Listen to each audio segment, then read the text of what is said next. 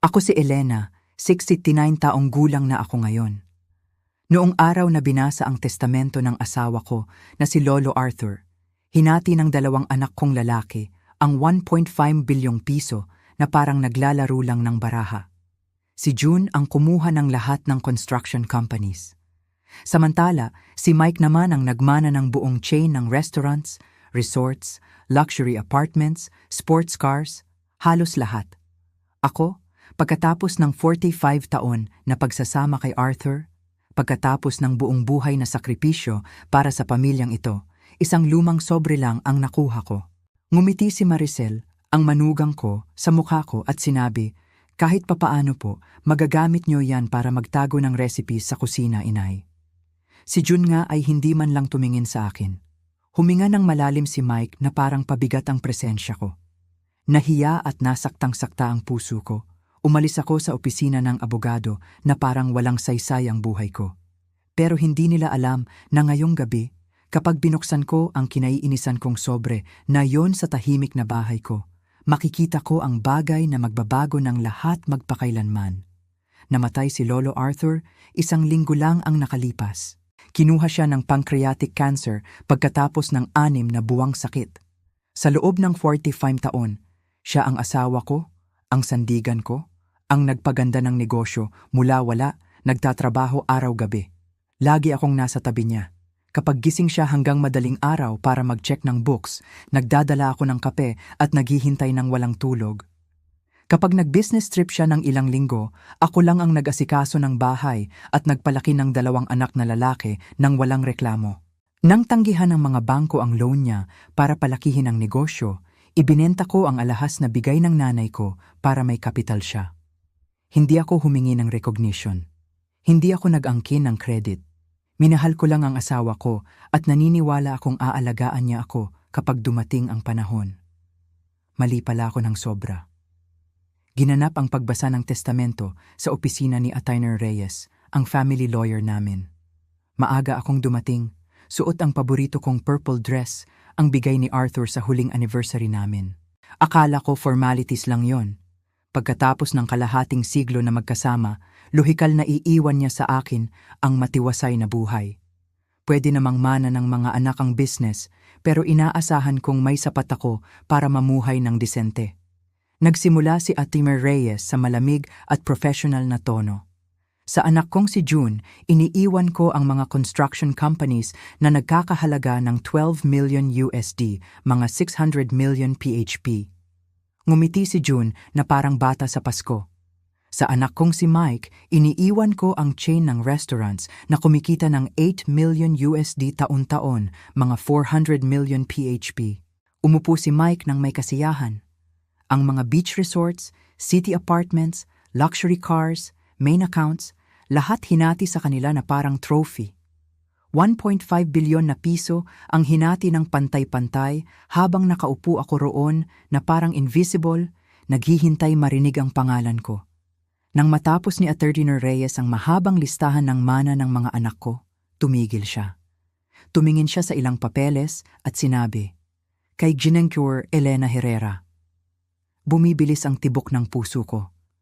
Sa wakas, maririnig ko rin kung ano ang iniwan sa akin ng lalaking minahal ko. Nagpatuloy si Attorney Reyes. Iniiwan ko sa kanya ang personal na sobre na ito at ibinigay niya sa akin ang madilaw at maalikabok na sobre, parang matagal nang nakaimbak sa forgotten drawer. Nanginginig ang kamay ko nang tanggapin ito habang nagpalitan ng masayang tingin ang mga anak ko. Hindi napigilan ni Maricel ang tawa. "Kahit papaano po, magagamit niyo para sa recipes, inay."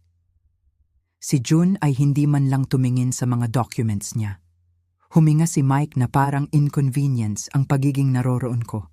Halos walang bigat ang sobre sa kamay ko. Parang walang laman. Parang pang-asar lang. Isinara ni Attorney Reyes ang testamento at nakipag-usap sa mga anak ko tungkol sa legal procedures para sa inheritance. Pinag-usapan nila ang transfers, titles, companies. Parang wala ako roon, parang multo lang ako sa leather chair na yon. Dahan-dahan akong tumayo, inilagay ang sobre sa bag ko at lumabas. Walang nagpaalam, walang nagtangang tulungan ako, walang nag-offer ng sakay pa uwi. Umalis ako sa opisina ng wasak ang puso, feeling na ang 45 taon ng pag-ibig at sakripisyo ay naging isang maalikabok na sobre, siguro may sentimental letter lang na walang halaga. Naglakad ako sa mga kalye ng lungsod kung saan ako lumaki. Kung saan ako nagtayo ng pamilyang ngayon ay tinatrato akong parang basura. At umiyak ako ng todo mula pa noong bata pa akong iniwan. Noong gabing yon, nakaupo sa living room ng walang laman na bahay, sa katahimikan na mabigat na parang tombstone sa balikat, nagdesisyong buksan ang sobre. Nanginginig ang kamay ko nang sirain ang seal. Isang folded paper lang ang laman. Dahan-dahan kong binuklat at binasa ang sulat ni Arthur sa kanyang unmistakable handwriting. Hindi mapagkakamalang sulat ni Arthur. Ang elegant na penmanship na nakita ko sa libu-libong love letters noong ligawan pa kami, sa birthday cards, sa notes na iniiwan niya sa kusina bago pumasok sa trabaho. Pero ngayon, ang mga salitang binasa ko ay nakabigla sa akin. Sa babaeng laging tunay na nagmamahal sa akin, account number 8 CHE sa Swiss International Bank, Geneva. At sa ibaba ay linya na nagpanginig sa akin. Ang makikita mo rito ay simula pa lang. Hindi sila karapat-dapat malaman ng totoo, pero ikaw oo. Bumibilis ang tibok ng puso ko na parang puputok. Swiss bank account. Ano ang ibig sabihin ni Arthur? Sa 45 taon ng kasal, sinabi niya sa akin lahat tungkol sa business niya. O akala ko lang. Anong secrets ang tinago niya? Anong totoo ang hindi karapat-dapat malaman ng mga anak ko? Nagpupuyat ako buong gabi, yakap-yakap ang papel na yon. Kinabukasan, tumawag ako sa bangko. Ang Ingles ko na nanginginig ay sinagot ng perfect English na operator. Binigay ko ang account number, personal details ko, at pagkatapos ng mahabang waiting, narinig ko ang salitang nagbago ng buhay ko magpakailanman. Jingxi Herrera, ang current balance sa account ninyo ay $100 million. 100 milyon. Nahulog ang phone sa sahig. $100 million. Mahigit 3 beses sa mana ng mga anak ko. Nakaupo ako sa kitchen floor, nanginginig, trying to process. Iniwan sa akin ni Arthur ang secret fortune. Fortune na walang nakakaalam.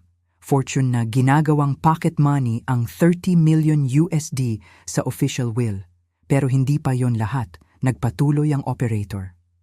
Ma'am, may instructions din kaming ipadala sa inyo ang safe deposit box na iniwan ng asawa ninyo dito, 2 taon na ang nakalipas. Maari naming ayusin ang delivery ng safe deposit box.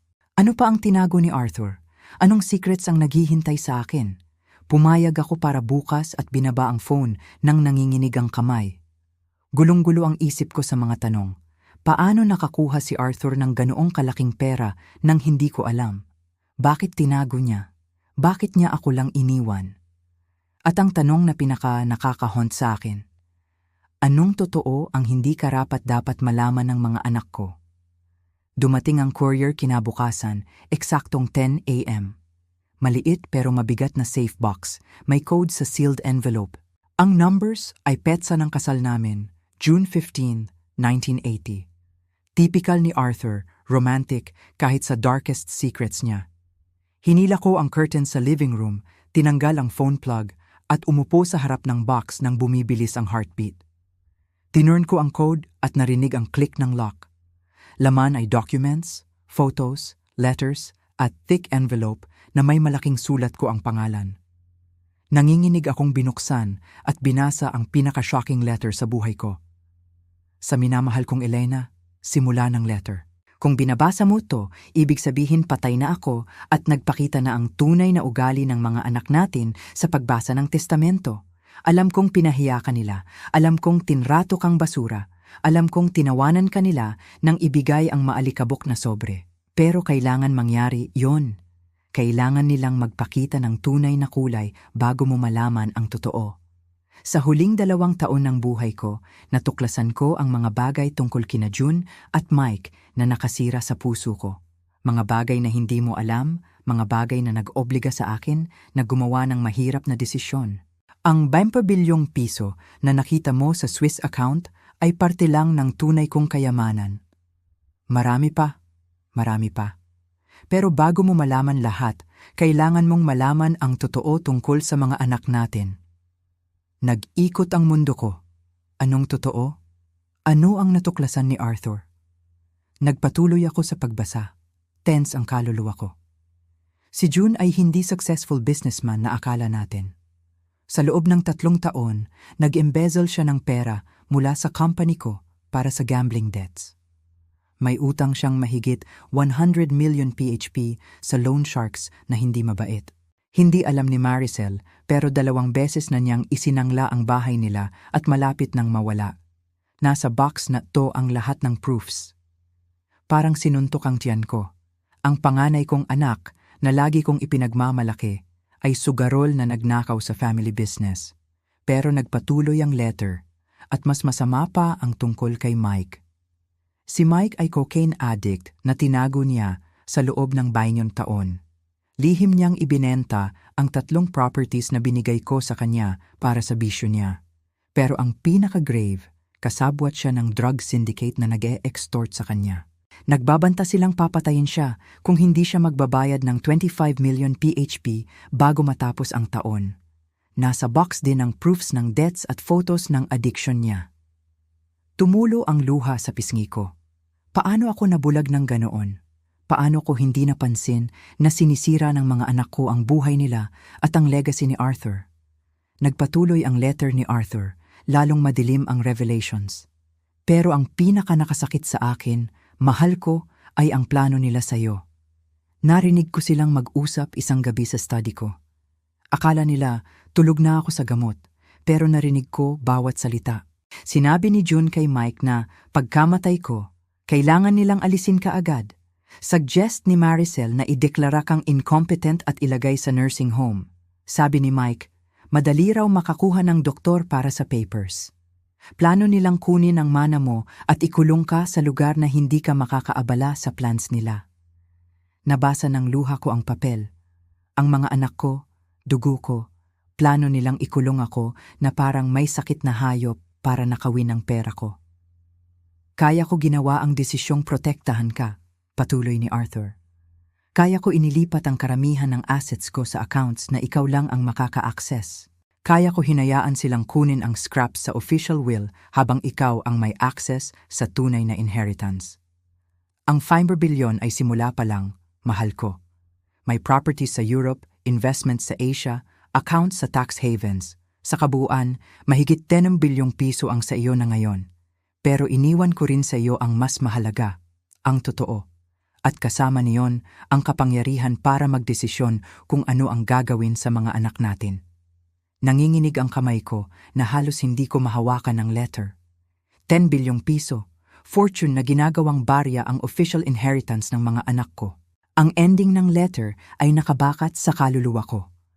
Ikaw ang magdesisyon kung gagamitin mo ang info na to para protektahan ang sarili mo o turuan sila ng lesson na hindi nila makakalimutan.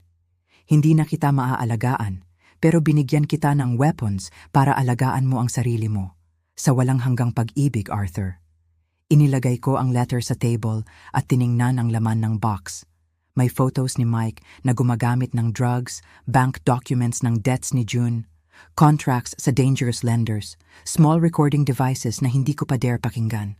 Gumawa pala ng private investigation si Arthur sa huling taon niya, meticulously documenting ang corruption ng sarili nating mga anak. At ngayon, ang shocking info na yon ay nasa kamay ko na. Nagtagal ako sa room na yon ng matagal, nakapalibot sa photos na sumisira sa image ko sa mga anak ko.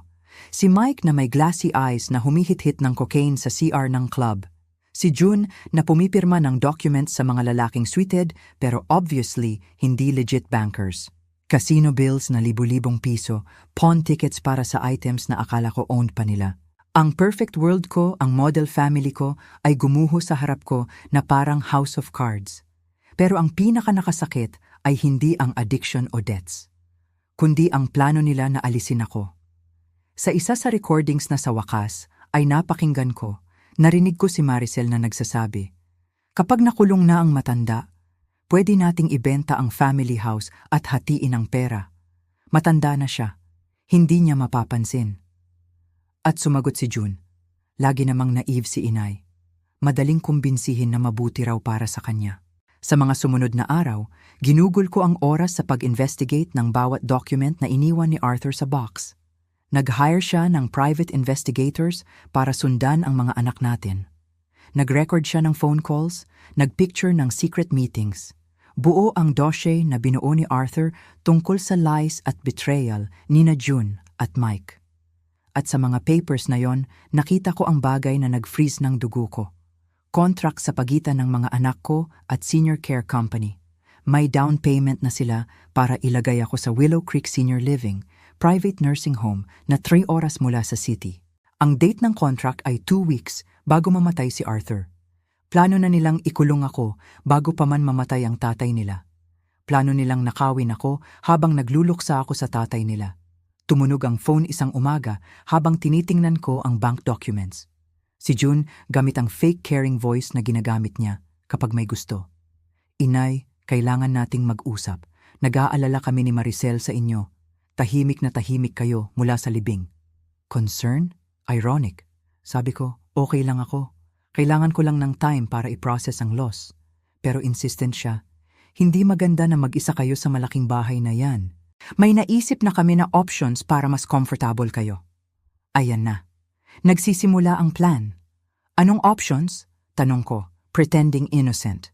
May magagandang places na may companions, activities, 24-hour medical care, walang worries.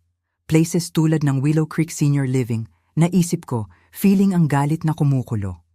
Noong hapon, tumawag naman si Mike. Inay, sinabi ni June na nag-usap kayo kanina. Maganda raw ang idea na tingnan nyo ang mas appropriate place para sa age nyo. Parang may script ang boses niya. Bukod pa roon, kailangan nating pag-usapan ng finances. Iniwan sa inyo ni tatay ang bahay, pero mahal ang maintenance, taxes, utilities, repairs. Mas mabuti ibenta para makapamuhay kayo ng walang worries. Ibenta ang bahay, syempre parte ng plan. Alisin ako at kunin ang lahat. Hindi ako nagmamadali mag-decide, sagot ko. Kakaburi lang natin sa tatay nyo. Pero inay, pakiusap niya, habang tumatagal, lalong mahirap. Sa age nyo, complicated ang changes. Mas mabuti agad. Sa age ko, na parang senile old woman na hindi makapag-care sa sarili. Sa mga sumunod na araw, lalong naging frequent ang calls. Sina June, Mike at Maricel ay nag-alternate sa pag-pressure sa akin. Bigla na lang silang dumating sa bahay, lagi may brochures ng senior living facilities at reasons tungkol sa safety at health ko. Tingnan niyo po to, inay, sabi ni Maricel. Ipinakita ang photos ng gardens at activity rooms. May physical therapy, art classes, outings. Magiging masaya kayo dito. Pero nag-research ako sa place na, yon, gilded cage, kung saan inilalagay ng relatives ang inconvenient elders at kinakalimutan magpakailanman. Online reviews tungkol sa medical neglect, bad food, abusive staff. Perfect place para slowly disappear. Isang hapon, habang pretending na iniisip ko ang proposals nila, nagdesisyong subukan sila. Tama kayo, sabi ko sa kanila sa awkward family dinner. Siguro oras na para magbago ng kaunti, pero bago yon, tulungan niyo muna ako sa isang bagay. Nagningning ang mata nila, thinking na sumuko na ako. Siyempre naman, inay. Ano man yon? Sabi ni June na may fake smile. Gusto kong tingnan ulit ang lahat ng company documents ni tatay. Gusto kong maintindihan eksakto kung ano ang minana nyo at paano tumatakbo ang business. Nakakatakot ang silence pagkatapos. Nagpalitan ng worried looks sina June at Mike. Huwag nyo na pong isipin yan, inay. Mabilis na sabi ni Mike. Kami na ang bahala. Hindi nyo kailangan mag-alala sa papers. Pero hiniling ko, patuloy ko.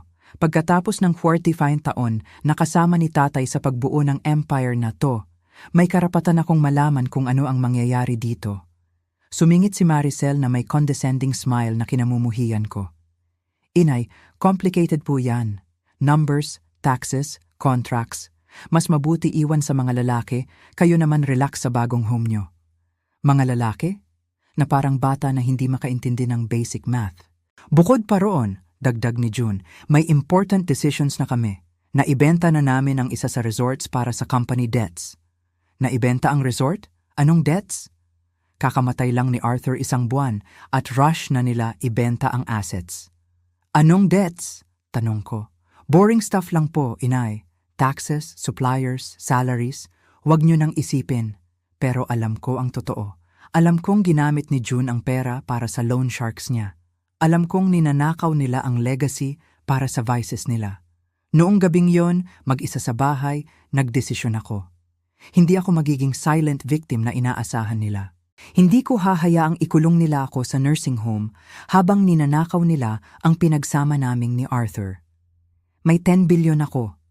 May proofs ako ng crimes nila at may bagay na underestimated nila. 45 years experience bilang wife ng brilliant businessman. Marami akong natutunan kaysa akala nila. Mas marami akong na-absorb kaysa inaakala nila at oras na para gamitin lahat para sa advantage ko. Tinawagan ko ang Swiss Bank. Oras na para simulan ang moves ko sa deadly chess game na sinimulan ng mga anak ko. Kinabukasan, habang nag-breakfast ako, tumunog ang doorbell. Matandang lalaki, well-dressed, nagpakilala bilang Atenor Santos, lawyer. Gingang Herrera, narito ako para sa namayapa niyong asawa. May specific instructions ako. Nag-hire pala si Arthur ng separate lawyers bukod kay Atenor Reyes para sa secret affairs niya. Ibinigay sa akin ni Atenor Santos ang thick folder ng legal documents. Inutusan ako ng asawa ninyo na ibigay ito sa inyo eksaktong isang buwan pagkamatay niya. Ito ay powers of attorney, contracts at authority na magbibigay sa inyo ng full control sa lahat ng companies niya kung pipiliin niyo. Full control. Hindi lang pera iniwan sa akin ni Arthur. Binigyan niya ako ng keys sa kingdom. Hindi alam ng mga anak ninyo na may ganitong documents, patuloy ni Atenor Santos. Ayon sa instructions ng asawa ninyo, may karapatan kayong bawiin ang inheritance nila kung sa tingin nyo ay hindi nila na-meet ang family ethical standards. Umupo si Atenor Santos sa living room ko at ipinaliwanag ang documents na parang mula sa spy movie. Meticulous ang asawa ninyo, Gang Herrera. Ang contracts na to ay nagbibigay sa inyo ng 51% shares sa lahat ng family businesses. Sa papel, ang mga anak ninyo ang may control sa inheritance, pero legally, kayo ang majority shareholder. Gulong-gulo ang ulo ko sa info. Paano posible yon? Ang will na binasa ni Attorney Reyes? Putol niya ako. Ang will na yon ay tangible assets lang. Gumawa ang asawa ninyo ng complex corporate structure kung saan ang companies ay owned ng family holding company. At kayo, G&G. Herrera, ang owner ng holding company na yon. Nagcheso si Arthur habang akala natin checkers lang ang laro niya. Gumawa siya ng perfect legal trap, disguised bilang generous inheritance sa mga anak. Pero may higit pa. Patuloy ni Atenor Santos, binuksan ang isa pang folder. Inutusan din ako ng asawa ninyo na imbestigahan ang activities ng mga anak ninyo sa nakaraang 13 taon. Ang natuklasan namin ay sapat para totally revoke ang inheritance nila at sa ilang cases, criminal prosecution. Ipinakita niya sa akin ang photos na nakita ko na sa box, pero may bagong documents, unusual bank transactions, fraudulent contracts, fake invoices. Si June ay nag-transfer ng pera mula sa construction company para sa gambling debts. Total embezzlement mahigit 150 million PHP. Si Mike ay gumamit ng company vehicles para sa drug transport, ginawang money laundering hub ang family restaurants. Bawat revelation parang martilyo sa dibdib ko. Paano ko pinalaki ang dalawang criminals nang hindi ko napansin? Kinuha ni Atenor Santos ang recorder at pinatugtog.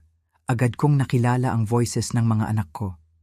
Kapag nakulong na ang matanda, sabi ni June, pwede nating liquidate lahat at tumakas sa bansa. May 2.5 billion bawat isa, makakapagsimula tayo ulit sa Europe. Sagot ni Mike. Oo, pero kailangan mabilis. Pinipressure ako ng drug syndicate para sa pera. Kung hindi ko mabayaran agad, magsisimula silang pumatay. Huwag mag-alala, patuloy ni June. Sa loob ng 2 weeks, makukulong si Inay at magkakaroon tayo ng access sa lahat ng accounts.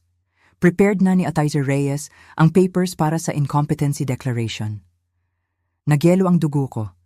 Hindi lang plano nila nakawin ako. Plano nilang tumakas sa bansa pagkatapos sirain ang lahat ng binuo ni Arthur. Nirecord ng asawa ninyo ang conversation na 2 to 3 weeks bago siya mamatay, paliwanag ni Atimer Santos. Kaya niya pinabilis ang lahat ng legal preparations. Alam niyang kaunti na lang ang oras para protektahan kayo. Ibinigay niya sa akin ang bagong cellphone. Direct connected to sa office ko at sa pulis. Kung makaramdam kayo ng threat anumang oras, pindutin ang red button at darating ang tulong. Nagsisimula nang pumasok sa akin ang reality ng situation. Hindi lang ako nakikipag-deal sa ungrateful children.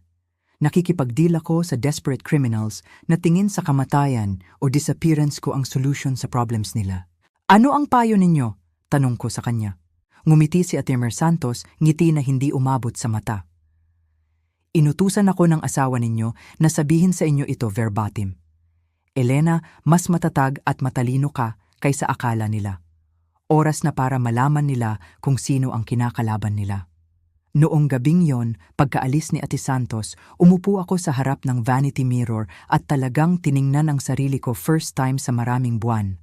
Nakita ko ang 69-year-old woman na may natural gray hair, wrinkles na nagsasabi ng kwento ng 4 na dekada ng tawa at luha. Pero nakita ko rin ang bagay na nakalimutan ko. Ang intensity. Sa maraming taon na perfect wife, sacrificing mother, tinago ko ang warrior na dating ako nung bata pa. Ang babaeng nagbenta ng alahas para tulungan si Arthur. Ang babaeng nag-double shift kapag tight ang budget. Ang babaeng nakipaglaban sa banks, suppliers at competitors para protektahan ang pamilya. Naroroon pa rin ang babaeng, yon, dormant pero hindi patay, at oras na para gisingin siya. Kinabukasan, sinimulan ko ang counterattack. Una, tinawagan ko ang bank at nag-transfer ng 500 million PHP sa local account. Kailangan ko ng immediate liquidity para sa plans ko. Next, nag-hire ako ng private security company para 24/7 guard sa bahay ko. Kung plano nilang bilisan ang pagkulong sa akin, makakatagpo sila ng mas malaking resistance. Nag-hire rin ako ng forensic accountant para full audit ng lahat ng family businesses. Gusto kong official documents ng bawat sentimong ninakaw nila. Sa wakas, bumisita ako sa 3 criminal defense lawyers at binigyan sila ng copies ng lahat ng evidence laban kina June at Mike. Gusto kong prepared sa lahat ng scenarios. Dumating si June sa bahay ko nang walang notice noong Biyernes umaga. Kasama si Maricel at isang lalaki na nagpakilala bilang Dr. Cruz, geriatric specialist. Nagsisimula na ang plan. Inay, sabi ni June na may fake smile na nakakasuka na sa akin. Dinala namin ang doktor para mag-general check-up sa inyo. Gusto lang naming siguraduhin na okay kayo. Ang fake doctor ay may black briefcase at condescending attitude na nagpainit ng dugo ko. Hindi ko kailangan ng check-up, matigas kong sagot. Feeling ko perfectly healthy ako. Pero inay, pakiusap ni Maricel, sa age ninyo, important ang regular check-ups. Ilang simple questions lang ang itatanong ng doktor. Simple questions na ginagamit para ideklara ang incompetent. Jinging Herrera, sabi ng fake doctor na may sweet voice. Gusto ko lang i-assess ang cognitive state ninyo. Standard procedure po. Kinuha niya ang forms mula sa briefcase na agad kong nakilala. Parehong papers na ibinigay sa akin ni Ate Santos ang prepared ni Ate Reyes para sa incompetency declaration. Alam niyo po ba kung anong araw ngayon? Tanong niya. Biyernes, October 13, sagot ko. Alam niyo po ba kung saan kayo nakatira? Sa bahay na binuo ko kasama ang asawa ko 30 taon na ang nakalipas sa 1247 Oak Avenue. Naalala niyo po ba kung magkano ang minana ninyo sa will? Ayan ang trap. Kung sasabihin kong envelope lang, confirm na walang resources ako at madaling ideklara incompetent. Kung banggitin ko ang 10 billion, akalaing delusional ako. Naalala ko ng malinaw, sagot ko, direct tumingin sa mata ni June. Naminana mo ang 600 million PHP sa companies at properties. At naalala ko rin na nakatanggap ako ng envelope na itinuring mong basura. Nagmark si fake doctor sa papers niya. Ngumiti si June, thinking na nahulog ako sa trap. At ano po ang feeling ninyo sa division na yon? Tanong ng doktor. Feeling ko, sabi ko ng dahan-dahan, parang babaeng sa wakas ay naintindihan ang tunay na ugali ng family members niya. Nagpalitan ng satisfied look sina Maricel at June. Akala nila inaamin ko ang confusion o resentment na pwede nilang gamitin para justify ang pagkulong sa akin. Isinara ng fake doctor ang folder at bumulong kay June. Pagkatapos, tumingin sa akin. Herrera, naniniwala akong beneficial sa inyo ang ilang araw na medical observation. May comfortable facility kami kung saan makakapag-rest kayo habang ini-evaluate ang overall condition ninyo. Ayan na, ang final trap. Hindi, salamat, sagot ko ng matigas hanggat kaya. Feeling ko fully capable ako na mag-care sa sarili ko. Pero inay, sabi ni June, at first time may real threatening tone sa voice niya. Hindi ito suggestion. Sabi ng doktor kailangan nyo ng special care. Ang doktor na to, sabi ko, dahan-dahan tumayo. Pwede mag-isip ng anuman gusto niya, pero bahay ko to at ako ang magdedesisyon kung sino ang papasok at lalabas. Noong moment na yon, nagkamali si Maricel ng galaw na hinihintay ko. Lumapit siya sa akin na may evil smile at sinabi, "Inay, huwag na maging difficult. Alam naman nating lahat na hindi na nyo kayang alagaan ang sarili ninyo. Oras na para tanggapin nyo ang reality at hayaan ang adults na mag-decide ng important matters. Adults na parang bata na hindi natuto sa 45 taon ng marriage at business building."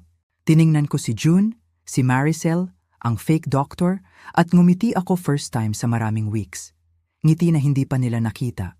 Ngiti na ipagmamalaki ni Arthur. Tama kayo, sabi ko ng mahina. Oras na para ang adults ang mag-decide ng important matters. At yon eksakto ang gagawin ko. Kinuha ko ang cellphone ko, ang ibinigay sa akin ni Atira Santos, at pinindot ang record button.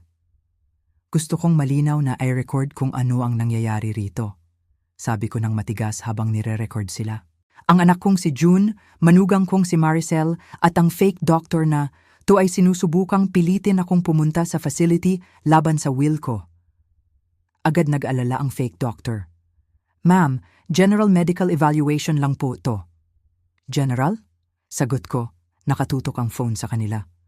Normal ba ang pumunta sa bahay ko nang walang notice? Normal ba ang dala ng pre-filled incompetency papers? Sinubukan ni June na agawan ako ng phone. "Inay, ibaba nyo yan. Irrational kayo." "Kabaligtaran," sabi ko, umatras sa kanya. Rational na rational ako, bilang babaeng natuklasan na plano ng family niya na ikulong siya para nakawin ng inheritance. Totally nagbago ang expression ni June. Nahulog ang mask ng caring son. At first time, nakita ko ang real face niya. Cold, calculating, dangerous.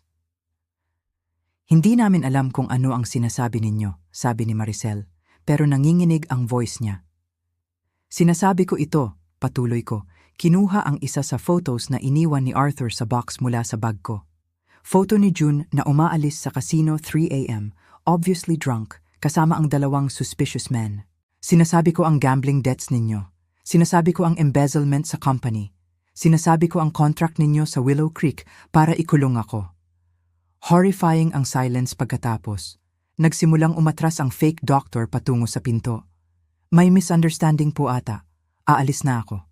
"Hindi ganon kabilis, doktor," sabi ko, hinaharang ang daan niya. "Magkano ang binayaran sa inyo para pirmahan ang fake incompetency papers?" Namutla ang lalaki. "Hindi ko alam kung ano ang sinasabi ninyo." "Sinasabi ko ito," sabi ko. Ipinakita ang isa pang photo kung saan siya tumatanggap ng envelope ng pera mula kay June.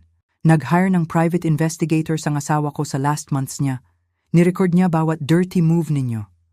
Nagsimulang umiyak si Maricel pero hindi sadness tears, pure panic tears. "Inay, hindi nyo naiintindihan. Lahat ng ginawa namin ay para sa ikabubuti nyo." "Para sa ikabubuti ko?" Ulit ko, feeling ang galit na nagbibigay ng strength na hindi ko naramdaman sa maraming taon. Embezzlement sa family business para sa ikabubuti ko. Plano na tumakas sa bansa, kasama ang pera para sa ikabubuti ko. Sa wakas nawala ng control si June. "Tama na, isa kang crazy old woman na hindi alam ang sinasabi mo. Mali si tatay na mag-iwan sa inyo ng kahit ano. Masyado kayong tanga para hawakan ng pera." Ayan na, ang totoo. Pagkatapos ng 45 taon na pretending na mahal ako, sa wakas ipinakita niya kung ano talaga ang tingin niya sa akin. Tanga? Tanong ko, kinuha ang phone at denial ang number. George, si Elena to. Nasa harap ko sila ngayon gaya ng predict mo. Oo, nirecord ko lahat. Sinubukan ulit ni June na agawan ako ng phone pero hindi na ako umatras. Kung hahawakan mo ako, sabi ko sa voice na hindi ko kilala na akin. Iyon ang last thing na gagawin mo bilang free man. Ano ang ibig ninyong sabihin? Tanong ni Maricel, nanginginig ang voice. Ibig kong sabihin, sagot ko. Ngayon pa lang, 3 criminal lawyers ang nagre-review ng evidence ng fraud, embezzlement at conspiracy to kidnap. Tumunog ang doorbell noon, 2 pulis kasama si Attorney Santos. Jingying Herrera, sabi ng isa sa pulis.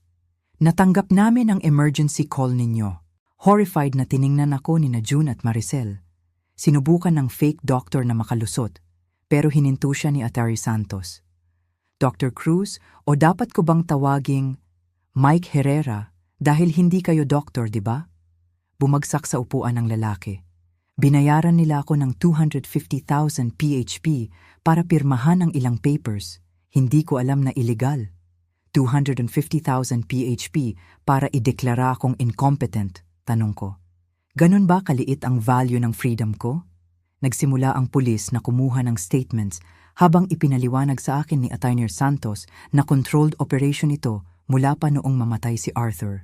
Predict ng asawa ninyo bawat move, sabi sa akin ni Attorney Santos habang inaaresto ang fake doctor. Alam niyang susubukan nilang bilisan ang pagkulong sa inyo bago kayo makareact. Kaya niya prepared ang lahat ng evidence at legal procedures. Hindi inaresto sina June at Maricel noong araw na yon, pero binigyan sila ng warning na under investigation sila. Nang umalis sila sa wakas, tahimik ang bahay ko first time sa maraming weeks. Umupo ako sa favorite armchair ko, ang chair na pinagsamahan naming ni Arthur manood ng TV, at umiyak ako. Pero hindi sadness tears. Tears of relief. First time mula nung mamatay ang asawa ko, feeling ko truly free ako. Noong gabing yon, tinawagan ko ang 2 anak ko, hindi para magmakaawa o ayusin ang lahat. Tinawagan ko sila para magbigay ng ultimatum. May 24 hours kayo para ibalik bawat sentimo na ninakaw nyo sa family businesses. May 24 hours kayo para kansilahin ang contract sa Willow Creek at may 24 hours kayo para umamin ng buong totoo tungkol sa debts at problems ninyo. O ano? Tanong ni June na may defiant tone na hindi na nakakatakot sa akin. O bukas, 9 a.m., 3 local newspapers ang magpupublish ng full story ng crimes ninyo. O isusurrender ko ang lahat ng evidence sa prosecutor's office. O gagamitin ko ang legal powers na iniwan sa akin ni tatay para totally revoke ang inheritance ninyo. Confirm ang silence sa kabilang linya na sa wakas na intindihan nila kung sino ang kinakalaban nila. Impossible! Bulong ni Mike. Iniwan sa amin ni tatay lahat sa will. Hindi nyo pwedeng kunin ang sa amin na. Gusto nyong tumaya? Sagot ko. At first time sa buhay ko, parang si Arthur ang voice ko kapag nag-close ng tough deal. Kasi mas matalino pala si tatay kaysa akala ninyo at mas matatag ako kaysa inaakala ninyo. Binaba ko ang phone bago pa sila makasagot. Hindi ko na kailangan marinig ang dagdag na lies, excuses, manipulations. Oras na para matuto silang ang babaeng tinuring nilang walang kwenta sa maraming taon ay may sharp claws kapag kailangan. Kinabukasan, eksaktong 8 a.m., dumating sina June at Mike sa pintuan ko. Hindi sila dala ng fake lawyers o plans para ikulong ako. Dumating sila na may tails between legs, defeated, begging for mercy. Inay, sabi ni June, at first time sa maraming taon, walang contempt sa voice niya. Kailangan nating mag-usap. Pinapasok ko sila pero hindi ko inoffer ng kape o ngiti. Pinatayo ko sila sa gitna ng living room habang nakaupo ako sa armchair sa position of power na kinuha ko. Magsalita kayo, sabi ko lang. Nagsimulang umiyak si Mike. Inay, lumala ang lahat. Drugs, debts, loan sharks, hindi namin alam paano huminto. At ang solution ninyo ay nakawin sa akin at ikulong ako? Tanong ko. Hindi yon ang original plan, bulong ni June. Una, humiram lang kami ng kaunti. Akala namin makakabawi kami bago malaman ng iba. Pero lumala, patuloy ni Mike. Nagsimula nang mag-threat ang drug syndicate. Sabi nila kung hindi kami magbabayad, targetin nila ang family. Kaya niyo akong sinaktan muna? Sagot ko. Desisyon ninyo na mas mabuti, ikulong ako na parang hayop kaysa harapin ang consequences ng choices ninyo. Lumuhod si June sa harap ng upuan ko. Inay, anak ninyo kami. Mahal namin kayo. Nagkamali lang kami ng sobra. Mahal niyo ako? Tanong ko, feeling ang lahat ng galit na naipon sa maraming buwan, sa wakas may voice. Tinatawag niyong love ang plano na ikulong ako sa nursing home? Tinatawag niyong love ang pag-embezzle ng pera na pinagsama namin ni tatay?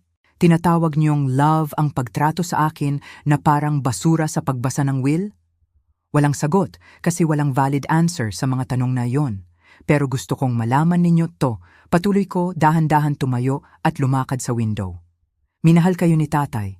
Despite everything na natuklasan niya, despite all evidence na kinolekta niya laban sa inyo, minahal niya kayo. Kaya niya iniwan sa inyo ang chance na mag-redeem.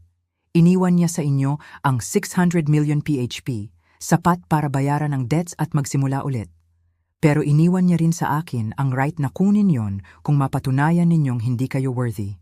Namutla sila nang maintindihan ang gravity ng sinasabi ko. Ano ang gusto ninyong gawin namin? Tanong ni June, nanginginig ang voice. Ngumiti ako, pero hindi mother smile. Smile ng babaeng natagpuan ang strength niya. Ang gusto ko, sabi ko, dahan-dahan lumibot sa dalawang anak ko na nakaluhod sa living room floor. Ay maintindihan ninyo na nagbago ang laro. Sa 69 taon ko, naging obedient wife ako, sacrificing mother, invisible woman na naglilinis ng mess ng iba. Tapos na yon. Tumingin ako direct sa mata nila isa-isa. June, gusto ko tawagan mo ngayon lahat ng loan sharks mo at sabihing babayaran sila, pero hindi mula sa ninakaw sa company. Mula sa personal inheritance mo, babayaran. Bumagsak ang mukha niya. Inay, kung gagawin ko yon, wala na akong matitira. Mahigit $3 million ang debts. Eksakto. Sagot ko, walang piti. Matitira sa iyo eksakto kung ano ang deserve mo pagkatapos ng 3 years na pag-embezzle sa family business. Mike, patuloy ko, lumingon sa bunso. Pupunta ka sa rehab center. Hindi yung luxury na pupuntahan ng rich para pretend na okay na sila. Tunay na place na seryoso nilang gagawin sa iyo. Inay, kaya ko mag-quit mag-isa. Paano ka mag-quit mag-isa sa gambling? Tanong ko kay June. Paano ka mag-quit mag-isa sa embezzlement? Hindi. Mga anak ko, hindi makakabuti ang addicts mag-isa at gagaling kayo o mawawala ang lahat. Nagsimulang umiyak ng malakas si Mike. Papapatayin nila ako sa rehab. Hindi, sabi ko, kinuha ang phone. Hindi ka nila papatayin kasi ako ang magbabayad sa kanila.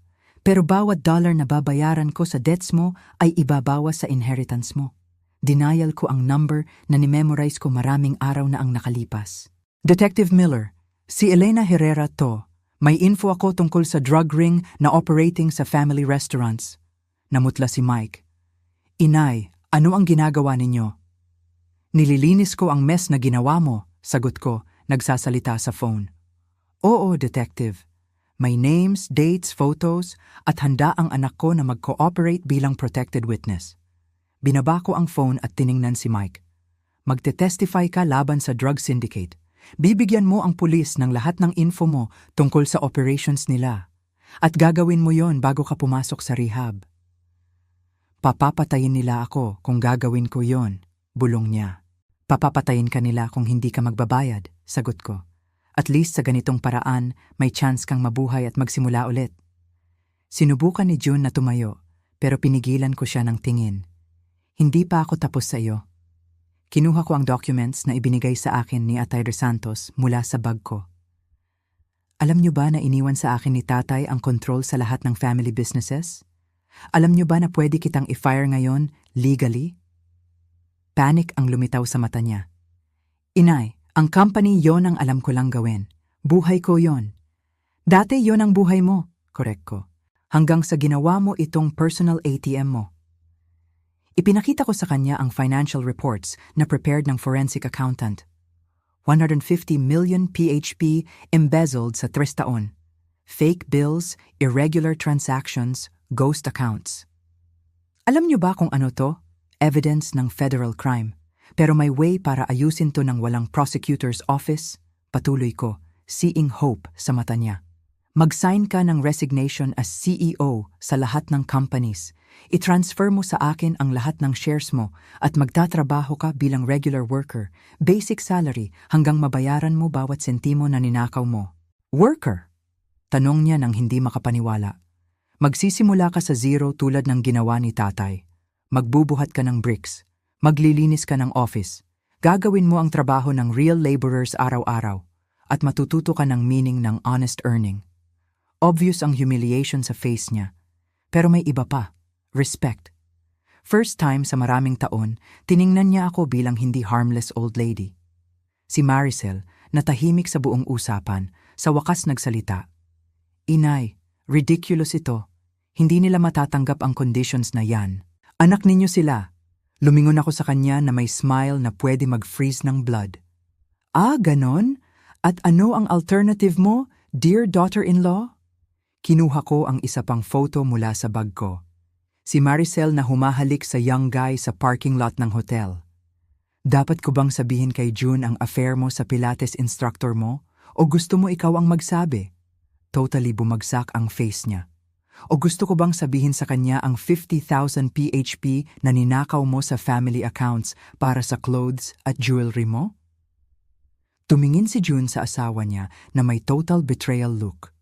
Ano ang sinasabi ni inay? Ang asawa mo, patuloy ko, enjoying every uncomfortable second niya. Nagnakaw sa'yo sa loob ng 2 taon at natulog siya kay Rick, ang Pilates trainer sa gym, sa loob ng 6 months. Nagsimulang mag-deny si Maricel ng lahat, pero kinuha ko ang dagdag na photos. Gusto mo bang ipagpatuloy ko ang evidence o aaminin mo na ang totoo sa asawa mo? Dahan-dahan tumayo si June, tiningnan si Maricel na parang stranger. Totoo ba? Umiyak siya, pero hindi na niya dinini ang iba. Bakit? Tanong niya. Kasi, sagot ko sa halip niya, akala niya kapag nagmana kayo, magkakaroon siya ng access sa millions. Plano niyang manatili hanggang makakuha siya ng sapat para mag-divorce at kunin ang half. Hindi pwede mangyari ito, bulong ni June, holding his head. Oo, pero nangyayari na, sabi ko, feeling stronger than ever sa decades. At bagong simula pa lang tayo. Kinuha ko ang last document mula sa bag ko. Ito ang divorce agreement na prepared ng lawyer ko. Pipirma si Maricel ngayon nang walang hinihinging kahit sentimo sa property division. Kasi kung hindi siya pipirma, lahat ng photos na to ay lalabas sa newspapers bukas kasama ang evidence ng theft niya. Hindi mo ako pwedeng pilitin na pirmahan kahit ano, sabi ni Maricel. Pero nanginginig ang voice niya. Hindi ko pwede? Tanong ko. Denial ang ibang number sa phone. Hello Rick, si ina ni Jessica to? Oo, may interesting photos ako na gusto sigurong makita ng asawa mo. Biglang lumapit si Maricel sa akin, sinubukang agawan ng phone. Tama na, may asawa siya, hindi alam ng asawa niya. Eksakto, sabi ko, umatras sa kanya. At maliban na lang kung pipirma siya ng divorce agreement ngayon, malalaman ng asawa niya lahat. Binaba ko ang phone at inabutan siya ng pen.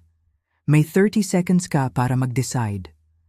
Pinirmahan ni Maricel ang document nang nanginginig ang kamay, umiiyak ng walang tigil.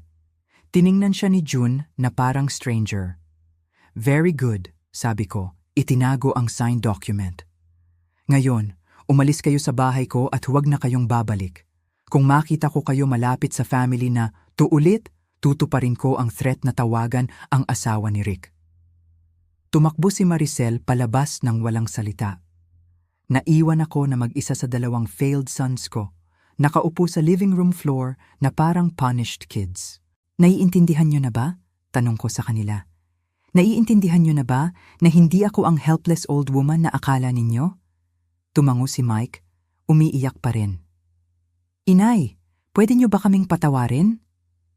Tiningnan ko siya ng matagal bago sumagot. Depende sa inyo. Kung gagawin niyo lahat ng hiningi ko, kung talagang mag-quit kayo sa vices, kung matuto kayong maging honorable men tulad ng dating tatay ninyo, baka. Pero matatagalan yon. At kailangan niyong kitain ang forgiveness ko araw-araw. Sa wakas tumingin si June. Kukunin niyo ba lahat ng inheritance namin? Hindi, sagot ko. at nakita ko ang relief sa mata niya. Bibigyan ko kayo ng chance na kitain ulit ito, pero kailangan niyong magtrabaho para sa bawat sentimo. Kailangan niyong patunayan na worthy kayo ng name na dala ninyo. At kung hindi namin kaya? Tanong ni Mike. Kung masyado kaming mahina para magbago? Tiningnan ko siya na may mix ng sadness at determination. Kung ganoon, mamimiss niyo ang chance na makilala ang ina na laging naroon para sa inyo, pero hindi niyo pinansin. Tumayo ako at lumakad sa window, talikod sa kanila. Iniwan sa akin ni tatay ang 10 bilyong piso, mga anak ko. Sapat na pera para mabuhay akong parang reyna hanggang mamatay ako. Sapat na pera para tulungan ang libu-libong tao na talagang nangangailangan.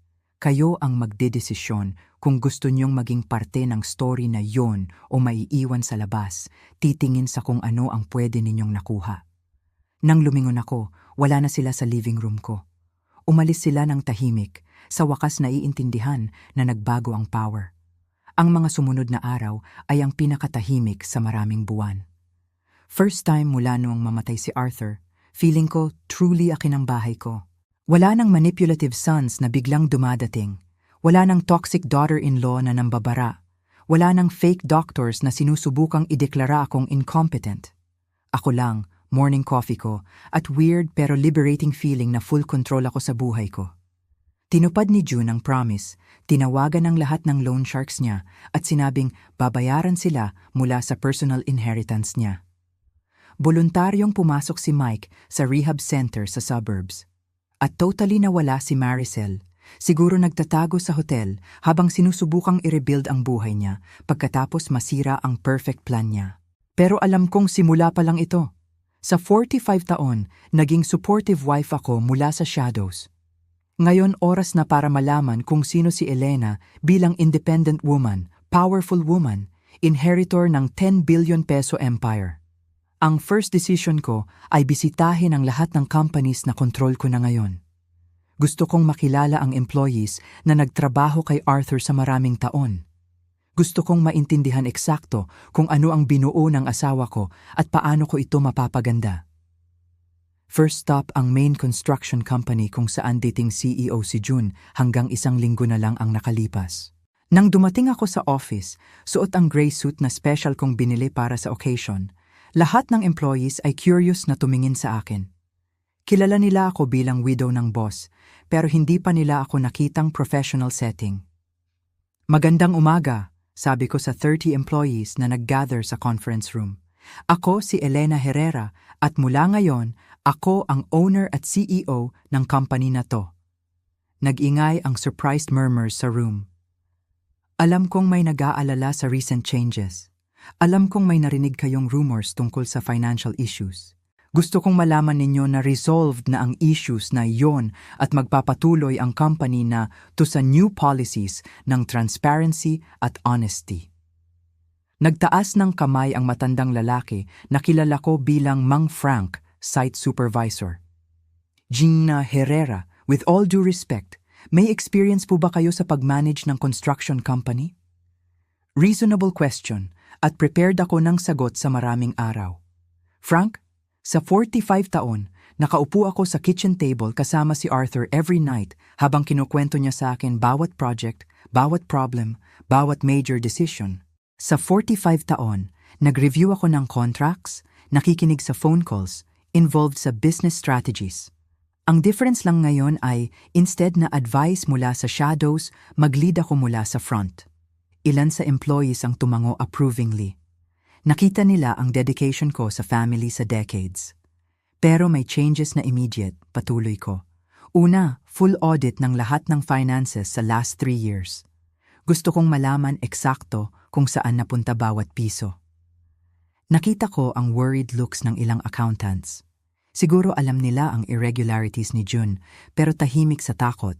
Pangalawa, ipatutupad natin ang performance-based bonus system, hindi favoritism. Pangatlo, any employee na may info tungkol sa past irregularities pwede mag-private talk sa akin nang walang consequences para tulungan akong linisin ang company. Itinaas ko ang kamay para pigilan ang murmurs. At pang-apat, Tataas ng 30% ang minimum wage sa company na to effective immediately. Total silence pagkatapos. Pagkatapos dahan-dahan nagsimula ang palakpakan. Ang laborers na ito ay nakita si June na gumagastos sa luxury cars at expensive trips habang sila struggle sa living. Ngayon may boss sila na gets ang meaning ng hard work para sa bawat piso. Sa mga sumunod na oras, maraming employees ang pumunta sa temporary office ko na may info tungkol sa past financial irregularities. Confirm nila everything I knew at nagdagdag pa ng details na nagpainit ng dugo ko. Hindi lang embezzlement ni June para sa gambling. Overcharging clients at keeping the difference. Selling high-quality materials at bumibili ng cheap, pocketing the difference at compromising safety ng projects. Noong hapon na yon, bumisita ako sa restaurants na dating inheritance ni Mike. Mas masama pa ang situation doon. Confirm ng managers na sa maraming buwan, pinilit silang tanggapin ang special cash-paying customers na ayaw ng receipts. Blatant ang money laundering na maraming employees nag-consider na mag-resign kaysa maging accomplice. Bakit hindi kayo nagsalita? Tanong ko sa kanila. Jinging Herrera, sagot ni Aling Gloria, main restaurant manager. Sinabi sa amin ni Mike na kung magsasalita kami tungkol sa special customers, matatanggal kami. Kailangan naming buhayin ang family. Volcanic ang galit na naramdaman ko noon. Hindi lang ninakaw ng mga anak ko ang pera. Pinagbantaan nila ang honest workers para maging accomplices sa crimes nila. Pero natuklasan ko rin ang wonderful thing sa visits na yon. Natuklasan kong ang employees ni Arthur ay hardworking, honest people na truly respected ang asawa ko at handang i-respect ang leadership ko kung mapatunayan kong fair ako. Natuklasan kong may natural business instinct ako na na-develop sa decades ng hindi ko namamalayan. Natuklasan kong kapag nagsasalita ako ng may true authority based sa knowledge at experience, nakikinig ang tao. At natuklasan ko ang mas important, na gusto ko ang power, gusto ko mag-decide, gusto ko maging boss kaysa invisible wife. Noong gabing yon, nakaupo sa study na may glass ng wine at financial reports na nakakalat sa table, tinawagan ko si Attorney Santos. Kamusta ang criminal investigations? Tanong ko. Maganda, sagot niya. Fully cooperating si Mike sa pulis mula sa rehab. Ang testimony niya ay magdi-disrupt ng buong drug network na operating sa restaurants. Magiging big case yon. At si June? Compliant si June sa pagbabayad sa loan sharks niya. Nagsimula na siyang magtrabaho bilang regular worker sa isa sa construction sites niya. Ang employees, in polite terms, enjoying ang makita siyang magbuhat ng bricks sa init ng araw. Ngumiti ako first time sa maraming weeks. Poetic justice is sweet. Pero may iba pa akong gustong i-discuss sa inyo, patuloy ko. Gusto kong mag-establish ng charitable foundation. Gusto kong gamitin ang parte ng 10 bilyon para tulungan ang vulnerable elderly women. Tahimik si Attorney Santos, sandali. Women tulad ninyo kung hindi kayo pinrotektahan ni Arthur. Eksakto, sagot ko. Women na inabandona o inabuso ng anak. Women na walang resources para protektahan ng sarili. Women na itinuring ng society na invisible dahil matanda na. Wonderful idea po, Elena. Sana, bulong ko, hinawakan ang photo ni Arthur sa table.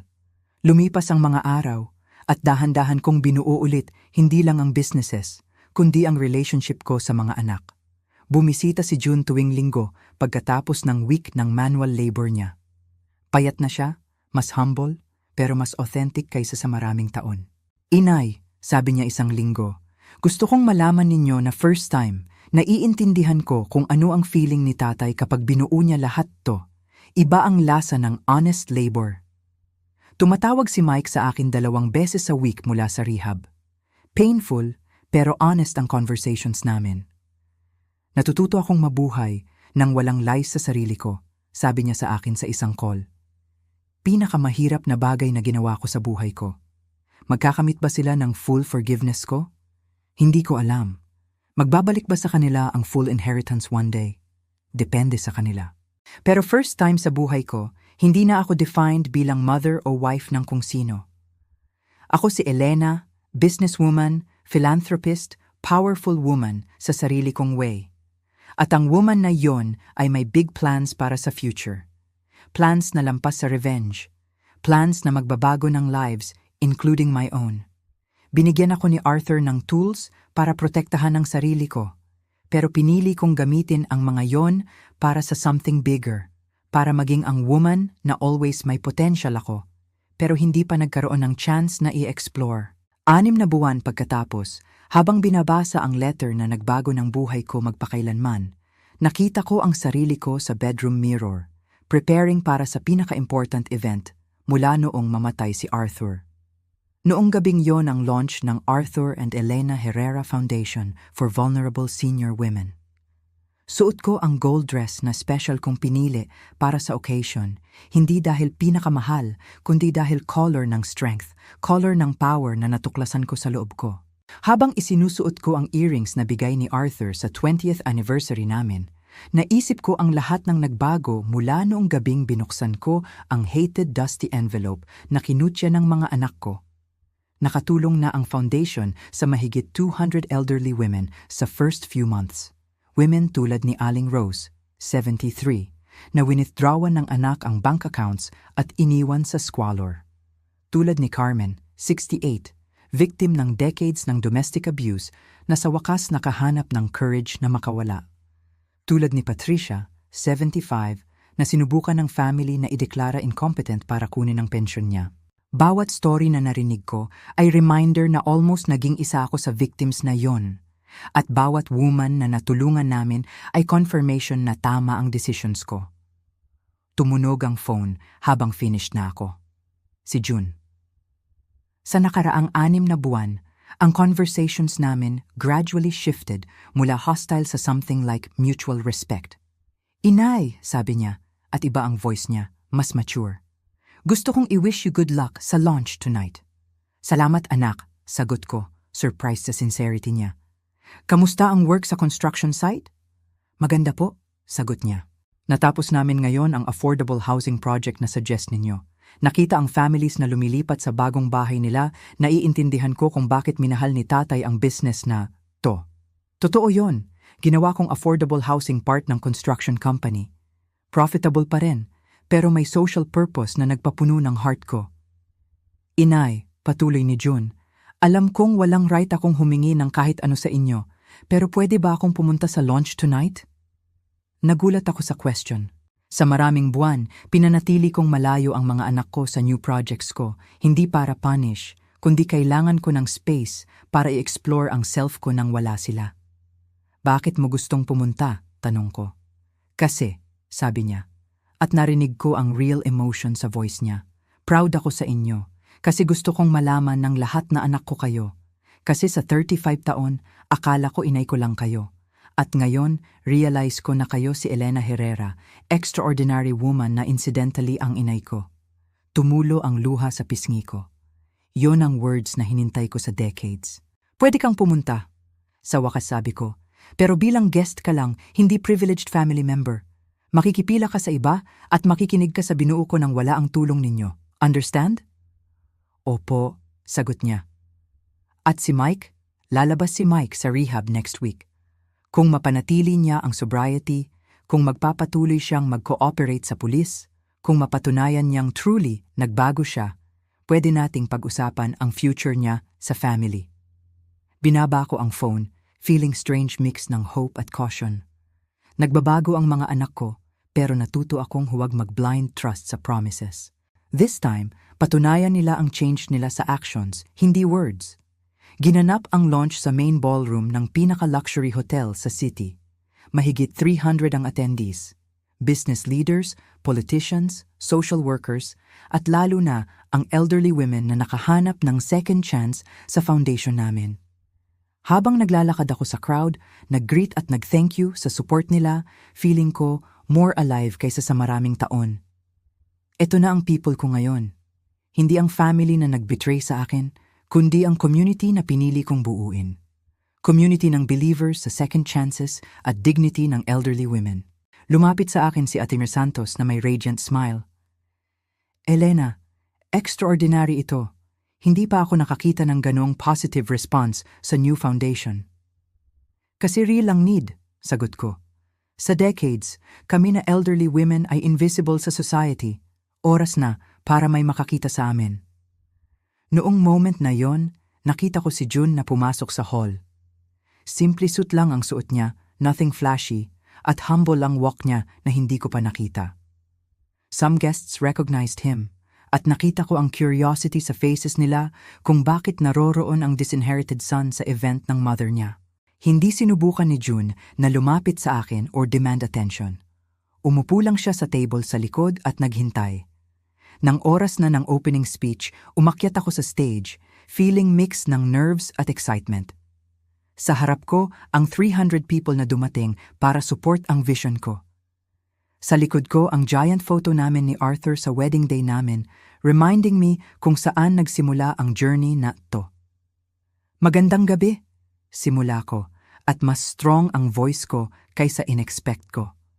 7 months ago, isa akong 69-year-old widow na akala ended na ang buhay ko nang mamatay ang asawa ko. Akala ko ang role ko sa world ay reduced na lang sa invisible mother ng 2 adult sons at waiting grandmother para sa occasional visits. Pero, patuloy ko, feeling ang confidence building sa chest ko. Natuklasan ko na pwede magsimula ang life sa any age kung may enough courage tayo para sa hard decisions. Natuklasan ko na elderly doesn't mean invisible. Natuklasan ko na 69 years old doesn't disqualify me sa starting new career, new mission, new version ng self ko. Nagsimula ang applause ng slow at naging standing ovation. Nakita ko ang tears sa mata ng maraming elderly women sa audience. Alam nila exactly kung ano ang sinasabi ko kasi naranasan nila ang same invisibility, same underestimation. Ang foundation na to, patuloy ko nang humupa ang applause, exists kasi lahat ng women, regardless of age, deserve dignity, respect, at opportunity. Exists ito kasi walang woman ang dapat feeling invisible or replaceable just because society decided na bumababa ang value niya sa years. Hinanap ko si June sa crowd. Openly umiiyak siya na may proud at regret mix sa face. Ang foundation na to exist din kasi natuto akong forgiveness is not given freely. It is earned at second chances are powerful, but only when paired with real change. Tinapos ko ang speech ko sa pagkwento ng story ng elderly woman na dumating sa foundation namin last week. Ibinenta ng anak ang bahay niya habang hospitalized siya at hinati ang pera. Pagka-discharge niya, wala na siyang matitirhan at sinabi pa ng anak niya na bahala siya sa sarili. Ang woman na yon, sabi ko, may decent apartment na ngayon, legal support para mabawi ang ninakaw sa kanya, at part-time job sa foundation namin para tulungan ang ibang women sa same situation. Kasi lumabas, sa 72 years old, marami pa siyang maibibigay sa world. Kailangan lang niya ng someone na makakita sa kanya. Nang bumaba ako sa stage, tumagal ang applause ng halos 5 minutes. Isa-isa, ang mga women lumapit para yakapin ako, ikwento ang stories nila, mag-thank you sa pagbigay ng voice sa kanila. Pero ang pinaka-moving moment ay nang reach out si June nang mahinhin sa end ng night. Inay, sabi niya, na may tears pa sa pisngi. Gusto kong mag-sorry. Hindi lang sa pera, hindi lang sa plan na ikulong kayo. Gusto kong mag-sorry sa hindi ko kayo nakita sa 35 taon, sa pagtrato sa inyo na parang inay ko lang kayo instead na Elena Herrera, ang extraordinary woman na laging naroon pero bulag ako para makita. Tiningnan ko siya ng matagal bago sumagot. June, sa wakas sabi ko, ang forgiveness is earned through time and actions, pero ang respect, nakuha mo na yon. Dumating ka rito tonight nang walang demanding privileges. Umupo ka sa likod ng walang demanding attention. Umiyak ka sa pride sa achievements ko instead na resentment sa situation mo. Shows na perhaps, just perhaps, nagsisimula kang maging ang man na always hope ni tatay na magiging ka. First time sa 7 months, niyakap ko siya. Hindi bilang automatic forgiving mother, kundi bilang strong woman na recognizes real growth sa iba. 1 taon pagkatapos ng fateful day na yun sa office ni Atty. Reyes, Nakita ko ang sarili ko sa bedroom mirror, preparing para sa pinaka-important event mula noong mamatay si Arthur. Noong gabing yon ang official launch ng Arthur and Elena Herrera Foundation for Vulnerable Senior Women. Suot ko ang gold dress na pinili ko para sa occasion, hindi dahil pinakamahal, kundi dahil color ng strength at power na natuklasan ko sa loob ko. Habang isinusuot ko ang earrings ni Arthur sa 20th anniversary, naisip ko ang lahat ng nagbago mula noong binuksan ko ang dusty envelope na kinutya ng mga anak ko. Nakatulong na ang foundation sa mahigit 200 elderly women sa first months. Women tulad ni Rose, 73, na winithdrawan ng anak ang accounts at iniwan sa poor conditions. Tulad ni Carmen, 68, victim ng long-term domestic violence na nakahanap ng courage na makawala. Tulad ni Patricia, 75, na sinubukan ng family ideklara incompetent para kunin ang pensyon. Bawat story reminder na almost ako na, yon. At bawat natulungan namin confirmation na tama ang choices ko. Tumunog ang phone habang ready na ako. Si June. Sa past 6 months, ang talks namin shifted mula hostility sa mutual respect. Inay, sabi niya, mas mature ang voice. Good luck sa launch tonight. Salamat anak, sagot ko, surprised sa sincerity. Kamusta ang site work? Maganda po, sagot niya. Natapos namin ang affordable housing project ninyo today.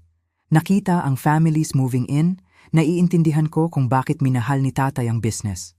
Totoo, ginawa kong affordable housing part ng company. Profitable pero purposeful. Inay, patuloy ni June, walang right akong humingi pero pwede ba akong attend tonight? Nagulat ako. Pinanatili kong distant ang mga anak sa projects ko para sa self-exploration space. Bakit? Kasi proud ako sa inyo. Gusto kong malaman ng lahat na anak ko kayo. Kasi sa 35 years, akala ko, inay ko lang kayo. Ngayon realize ko na kayo si Elena Herrera, extraordinary woman na mother ko. Tears rolled down my cheeks. Words na hinintay ko decades. Pwede, sabi ko, pero guest ka lang. Makikinig ka sa binuo ko without your help. Opo. At si Mike lalabas next week. Kung clean siya, cooperate pa rin, prove change, pag-usapan natin ang future niya. Binaba ko, mix ng hope at caution. Nagbabago sila, pero natuto akong actions over words. Sa grand ballroom ng top hotel, 300 plus attendees. Leaders, politicians, social workers, at ang women na binigyan namin ng second chance. Feeling alive habang nagmingle ako. Ito ang people ko na chosen community ng believers sa dignity ng elderly women. Lumapit si Atiner Santos na may big smile. Elena, phenomenal ito. Kasi real ang need, sagot ko. Decades kaming invisible, oras na makita kami. Nakita ko si June pumasok. Simple suit, humble walk, curious looks from guests. Umupo siya sa back, walang demand. Sa speech ko, strong voice ko. 7 months ago, widow ako na akala, tapos na buhay ko. Pero life can start at any age with courage. Elderly, not invisible. 69, not disqualify for new mission. Standing ovation, tears sa audience. Foundation exists for dignity, respect, opportunity for all women. Forgiveness earned, second chances with real change. Kwento ko ang recent case, woman na ibinenta ang bahay ng anak habang hospitalized. Ngayon may home, legal help, job sa foundation. Sa 72, marami pa siyang ibibigay, kailangan lang ng makakita sa kanya. 5-minute applause.